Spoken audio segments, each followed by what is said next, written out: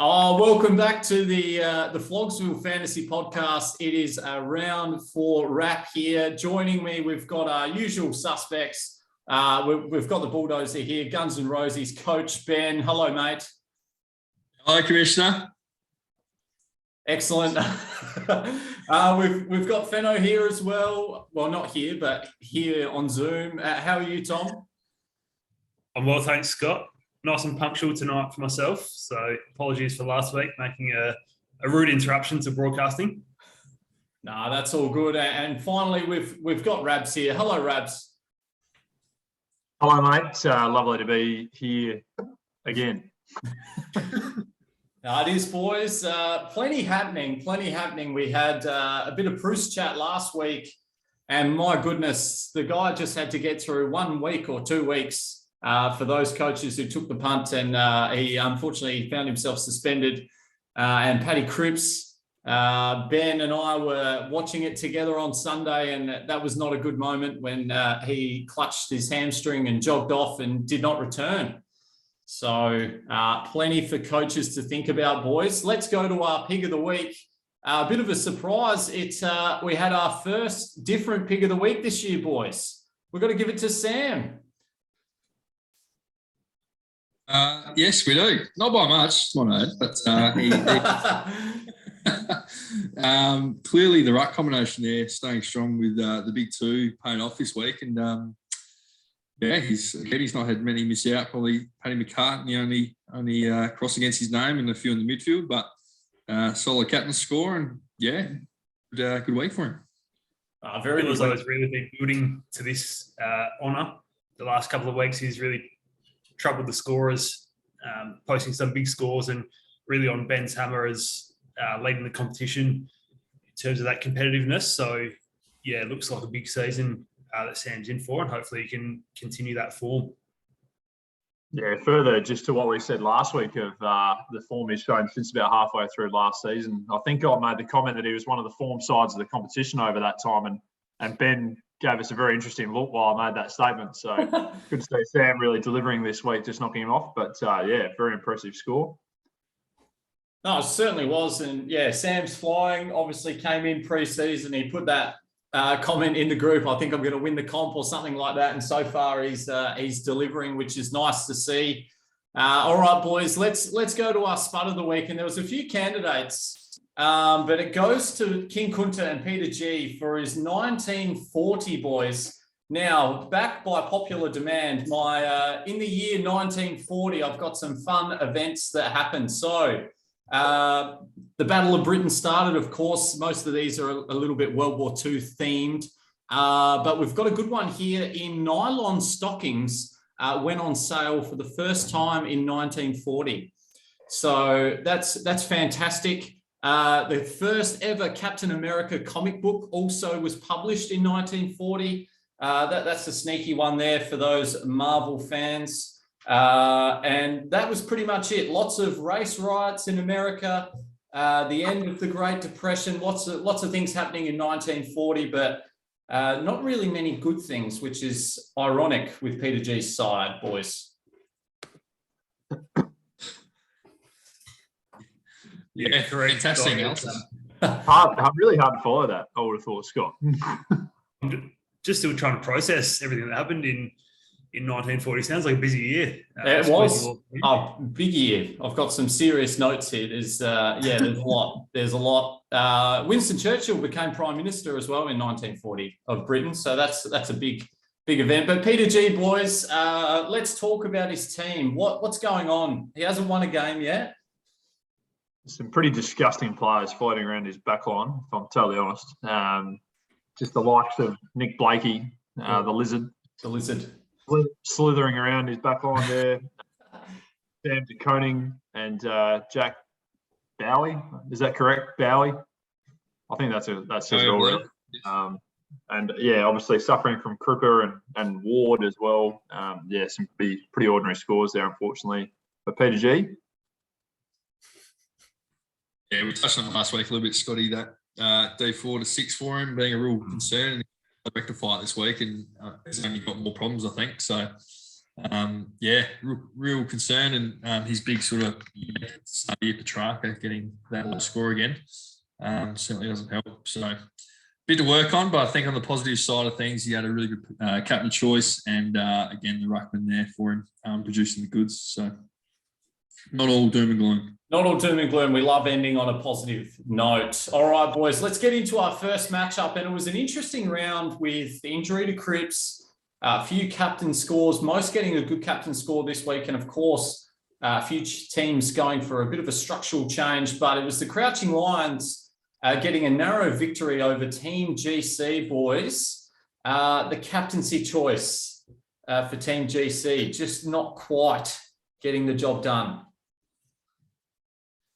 Yeah, that's just about the difference here. Obviously, Crouching Lions taking the big loophole of Josh Dunkley. On the other end there, Team GC obviously going with Miller as captain, who has only put up 166 points as the captain. So, big difference there. And we'll be ruining that Team GC. That's costing the victory. Elsewhere across the field, it looks like, Ward and McDonald both on field in the midfield. Probably not the rookies that you want on field in the midfield at this stage of the season. So something that he might have to address this week. I think another thing for Zach, we touched on it last year, it's just the attention to detail. Like, he's got plenty of vice captaincy options there, and McRae and Timmy English and those type of Jaden Short even, just playing out a little bit better. And you could easily come away with this even with 220s on field. So that being said, for Brett, obviously Ed Cripps is unique. So some low scores in the midfield, but certainly opportunity gone begging for the Golden Childs. Yeah, I can't help but notice Jack Steele up against Hawthorn, who give up the most points. Just a little bit of research there, just a tiny bit of research, and my goodness, we could have had a big result there. But we move on, boys. We move on to our next matchup. Fenno, you had a tight affair up against Hoffleberry FC, which it looks like Serge was going to get the job done, but Matt Rao was scrambling late for your boys. Yeah, real second half revival from Matt Rowell, almost channeling Jesus at Easter type vibes, leading into the weekend this weekend. Just really rose from the dead in the second half and came through with the goods. So, leading into the game was quietly confident leading to those last couple of games on the Sunday. But obviously after a dismal first half from Rowell, really put Hoffleberry in the box seat. But very grateful to be able to get another win. Josh Dunkley, the loophole, obviously was massive. On Serge's side, Jaden Short went big, obviously, in the back line as well. Prusy in there for Hoffleberry, trading out Max Gorn again, which was another big win for myself. With Gorn going massive on Thursday night as well. Things here for me, trading Angus Brayshaw in for Serge. An interesting ploy and making him vice captain. I'm not sure what that's all about, but captaincy choice that lost it for him. I think on your side, Tom, if we rewind 7 days, I tend to remember someone talking about Tom Mitchell and backing him in or something along those lines. And I'm currently doing the research and I can't see him in your midfield. What happened at the selection table? Phenomenal for that to happen. Yeah, correct. I worked a long time in football, as you'd know, Ben. I did initially say that, I was sort of looking to rectify a few issues in my back line rather than trading out the big guns. A quote from Sam Mitchell press conference where he noted that Tom's got a different role this year and probably wouldn't be getting the stats that he would in previous seasons. Sort of turned me off. I looked to bring in Green, who was obviously posting big numbers, didn't quite reach that level last weekend. That way I sort of banked a bit of cash. It's almost an alternative to the Gorn downgrade to Bruce. So yeah, hopefully longer term that one will work out for me, but we'll see. Very good. Nathan, sorry, Scotty. Nathan O'Driscoll also making an appearance on field there, Tom, just getting it done. Yeah, went early on Nathan. And yeah, it's good to see he repaid the faith. I liked what I saw of him coming on as a sub a couple of weeks ago, kicking a snagger. So yeah, it seems to have that hunger, which is good. He's a very interesting operator, Nathan O'Driscoll. Watching that game on the weekend, he has a unique running style. Fair to say, he's strange. Anyway, a couple of things on Hawthorn.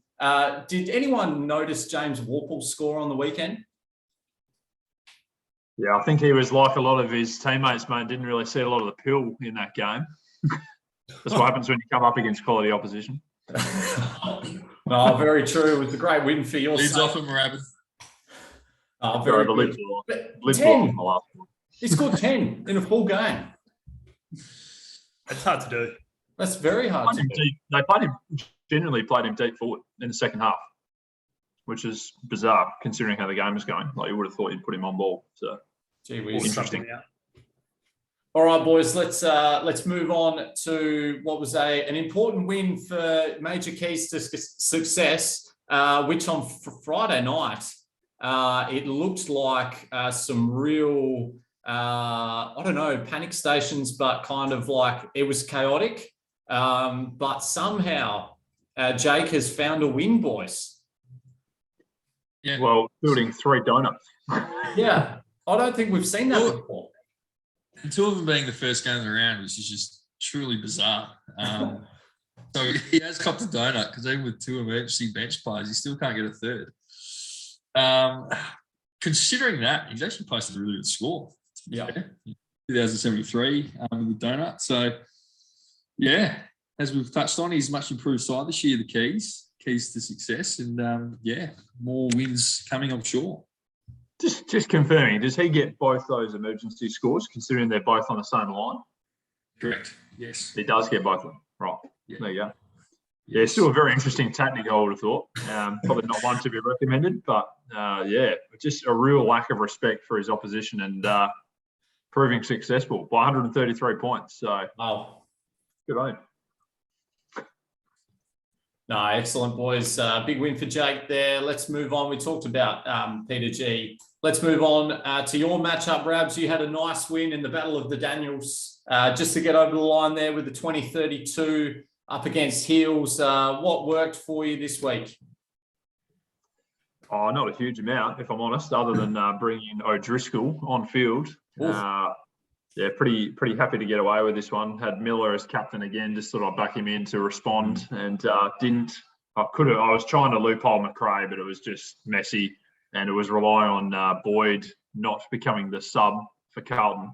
Thank Christ I didn't put him as the captain. That would have screwed me. So, just had to go with it. So, yeah, happy to get the win and move on. But, yeah, a few issues, bringing in Bruce and now he's out. And obviously Cripps as well. So, yeah, we'll just keep plodding along. Good to get a win. Huge troubles on Heels' side, which we've noted throughout the season.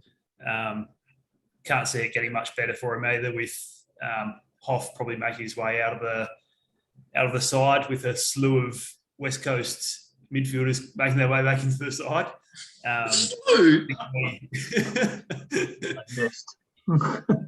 Big Gully coming back in will help his causes though. So yeah, it'll be interesting to see what Hills can do to try and patch up a few of those holes in his side. I noticed he traded out Taylor Adams, and I think I read earlier that he's returning this week too. So possibly an unnecessary trade there as well when you're trying to sort out some issues in your side. Yeah, interesting times ahead for Total Eclipse of the Heart. All right, boys, let's move on to our next matchup. It was the Guns N' Roses getting the job done over the Sisterhoods with a nice win there, Ben. Managed to get to a very decent score once again. Talk us through this one. Yeah, a lot of things going right. Only 5 uniques in this matchup, which we did highlight and unfortunately for Alex and Ash, none of them hit the 100, whereas we had 4 on our side. So, again, everyone pretty consistent. Will Brodie's got to be a real standout and a mention from where he's come from. And it was, finally nice to see Jack Steele sort of post a bit of a ceiling game. So, but not like, 150 points, but it's not far off in the matchup. Like, pretty much every one of their pods went under, and even Lockie Neal did well to get 98. So, not far away. The Sisterhoods, despite their ladder record, I think they'll certainly get some more wins coming, I'm sure. Quick update on your overall rank, please, Ben. It's improved since last week, Tom. It's halved. It's 25. Oh, very good, mate. It's fantastic to keep an eye on that on Hat Watch. As for the Sisterhoods, a little bit unlucky, but they're working hard this week to try and rectify that, and we'll go into that matchup when we do the previews, boys. All right, let's get through these last few, especially this one, boys, because I got smashed by Mids for the second year in a row. Remember last year's podcast, of course, was from a golf trip. After Mids, we interviewed him after he got his first win which was against my side, and he was probably the best guest we've ever had. In saying that, and once again, he got the chocolates over my boys this week. Captaincy choice was on point for both of us, but just my guys, just not enough from the likes of Cornelio. Paddy McCartan there at D6 for me. I thought, against North Melbourne, I could maybe get away with him there. But no, good to see Timmy English as an inclusion go well. And with Bruce's unfortunate suspension, that's why I sort of lent towards Timmy English to a little bit of a safety blanket there. But Adam Chera's been not great at all since coming in. And Matt Rao, like a few coaches, as a pod, not ideal. So lots of work to do for my boys. We'll sort of see how we go. But great win for Mids, boys. Great win.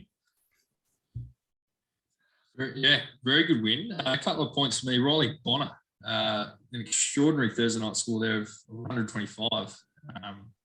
Watching it live was pretty disgusting, really. But Todd would have liked his work. And Tom, I'd like to get your opinion here on your man, Scrimshaw. Last week, there was a bit of conjecture about his selection, and he's come out and 70, not quite what Mids is hoping for, I'm sure.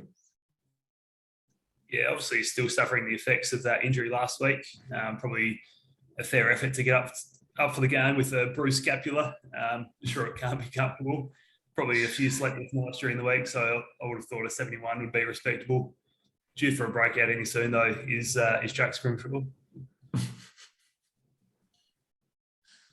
All right, let's move on, boys, to the next matchup.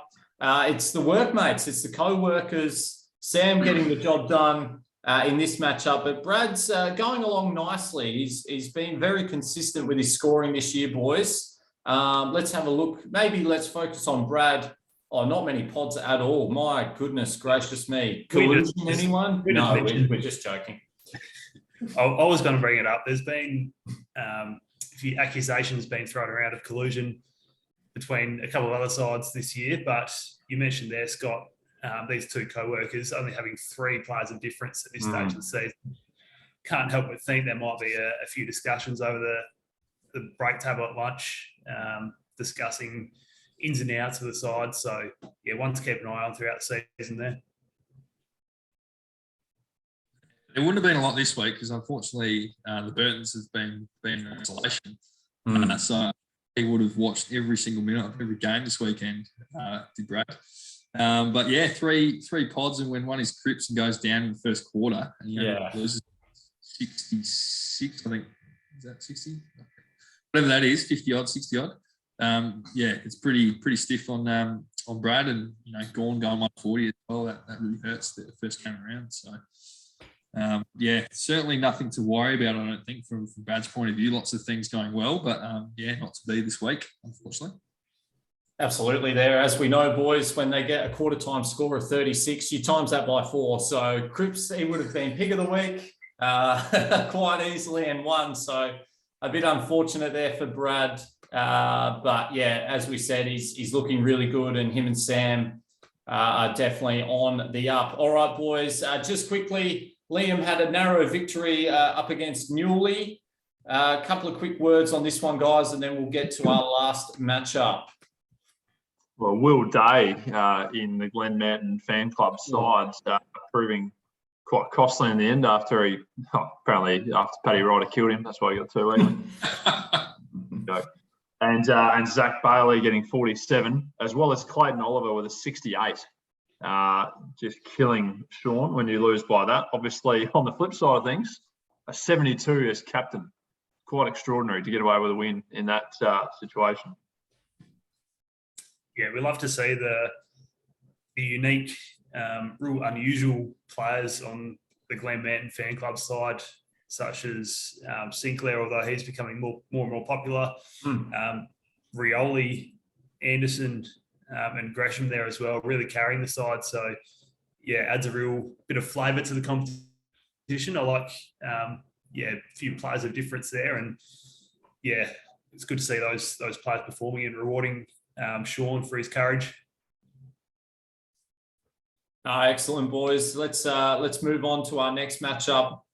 My God, your Liberatore getting a nice win, getting their third win, moving up to 5th, up against the B Sharps. Comfortable victory, boys, and there was no one happier when Paddy Cripps was subbed out of the game than Hugh Stone. I tell you what, the word smug comes to mind. But no, he was delighted. But going well is Hugh, boys. Yes, being present when that did occur, I can concur that story. And it was all about Adam Chera from there. We really rocketed up by a big 18 in the second half, I believe. So I'm not quite sure what happened there for Adam. But, I think, on Dale's side, Bailey Smith, again, producing the goods. That's about all you can write home about. Rochelle as a unique, scoring 100 there. But, yeah, big question marks in the ruck there with Riley O'Brien. And he's got a few other headaches, including Will Day, who has a headache. So that's quite ironic. But, Liberatores, they keep rolling on and quietly confident, I hear, through the room. All right, boys, let's have a look at this week's matchups. We've got the Crouching Lions up against Hoffleberry FC. Quick couple of words on how we see this one shaping up, boys. Yeah, having played both sides recently, both have the capacity to win this one, I think. Crouching Lions, I think, probably have the strongest side going into the game. So I'm going to side with them. Yes, I think I'll do the same. Obviously, proofs with both, which is going to be a consistent theme for teams and how they cover that this week, and both the Cripps as well. So, yeah, I think saying that. Yeah, Crouching Lions for me, but I reckon it'll be pretty tight, just like last week. Thirds around the mark. Excellent. Let's get a word on this one, boys. My goodness, Team GC up against King Kunta. Wow. Someone's got to win. Someone's got to win to get their first win. Who's going to be? Team GC for me. I think it's time. It's time. Yeah, I think as we noted earlier, just a bit more research at the selection table this week. We'll probably get the chocolates for Team GC. You can really switch on. My money's on him this week.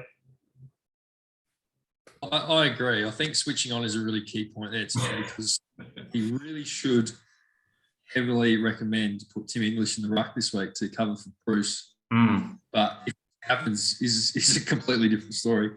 I'd really like to see Hugh Dixon get a run. That'd be quite humorous. But you'd think they'd attention to detail, they'd get it done, but you never quite know, unfortunately. So. Very good, boys. And in-house matchup alert, phenomenal up against the Rabbitohs this week. Should be a beauty, really. Almost match of the round, I would say. That's dangerous, having not scrolled down. But let's have a look, boys. Who do we see getting the advantage? About 6 players of difference at the moment.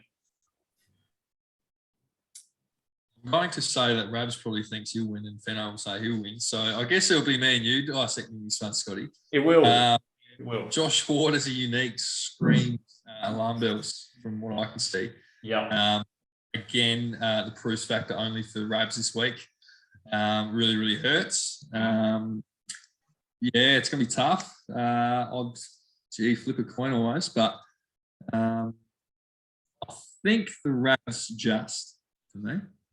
Very good. I'm going to go phenomenal. I just think Lockie Neal versus Collingwood, Isaac Heaney up against West Coast, Gawn against the Giants, whether they go Flynn and Briggs together, but Gawn looks like he's, back to some form and marking the ball.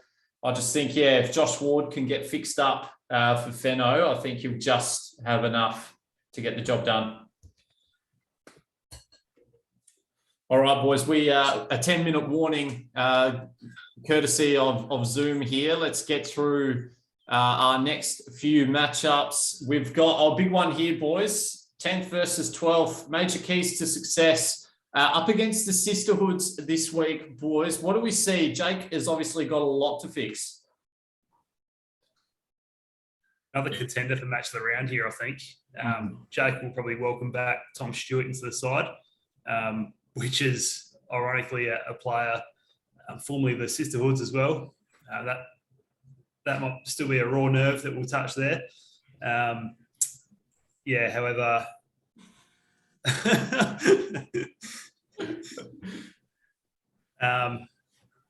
plenty to look at for Jake this week with Skinner and Smith, whether they come back into their respective sides. Bits to work with in the back line there for him. There's almost too much to do, I think, for Jake, covering all those holes in the back line. I think the Sisterhoods will take this pretty comfortably, assuming they can deal with the Cripps issue, which is only on their side. So, that would be my tip. Yeah, same for me. Sisterhoods, I think. Very good, boys. Let's move on. Total Eclipse of the Heart up against the midfielders, boys. Mids coming off a wonderful week last week. Do we see that carrying over, or can Daniel get his first win? I think Mids could go 2 in a row here.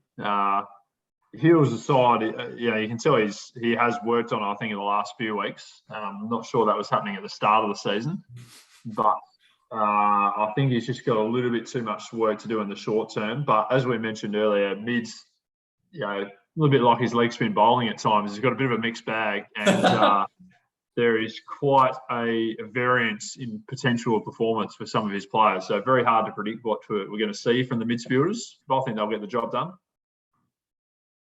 That's cool.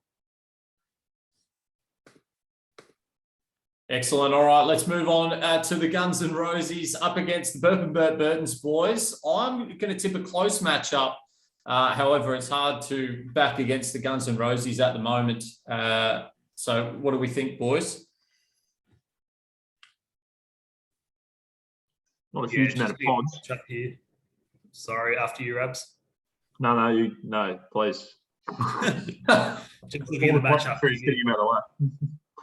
Looks like, Ben's rookies that he's fielding look a little bit more solid than what Brad's dealing with currently in the pod department. Again, I'm seeing Ward on field for Brad, which is a bit of a concern. McCartan seems to be declining in his output each week. So a few concerns there for Brad. My money is on Ben. Yeah, similar for me. Yeah, very good. Let's move on to the next one, boys. Myself, the Sarongs, up against the Glen Mountain Fan Club. Should be a tough game. We've got a few pods, but should be a pretty close affair. What do you think, guys? How's the fixturing? Todd Middleton one week, Sean Newell the next. Scott, just It happened last year as well. Funnily enough, it happened last year. no, I think you will be too good here, Scott. Too many consistent performers. Sean, quite similar to Mids' side, got a few up and down characters. So if they do fire, it'd be a chance. But you would have thought consistency would normally get the job done. Yeah, I'm on the Strongs as well. Yeah, agree. Beautiful. McRae, you've done it again. Pig of this week, going to get his 5th win this week, boys, up against the B-Sharps. This will be landslide territory, I think. Really, really like what the parents are producing. Yeah, way too strong, in my opinion. Yep. Agreed. All right. This is possibly another super matchup. Smith Scripps up against, my God, your Liberatore. 4th v 5th, boys. Let's have a look at this one. We've got 5 minutes left. Let's spend a couple of minutes on this one, boys. What do we see happening? You can almost spend a minute per pod, I think, in this matchup. If Yeah. you're looking at the same where I am. So it's very tasty. Well, yeah, quite clearly, Cripps is the big name again, but more so in this matchup when there's only 4 uniques and he's one of them. Josh Kelly's a name which the Liberatores would like some great output from, as well as Lipinski and Chera, I guess. So all of them. Yeah, real concerns. A lot of variance, a lot of these uniques, which is, I think, concerning for both coaches, I'd say. But Heaney's been outstanding this year and, has quite a favourable matchup this week. So, yeah, I don't know. Probably have to back the Liberatores, considering he's right next to me here. But, I think if Millsy can do some magic with Cripps, I don't know. But, he's obviously have to move him on to a high-scoring player and try to fix up something else, maybe a row as a unique. So I think based on that, I'll go the Liberatores, but it should be pretty close. Interested to quickly get your thoughts there, Ben, on Patrick Cripps. Have you ever heard of a 1 week hamstring? I have. I had one last year, actually. So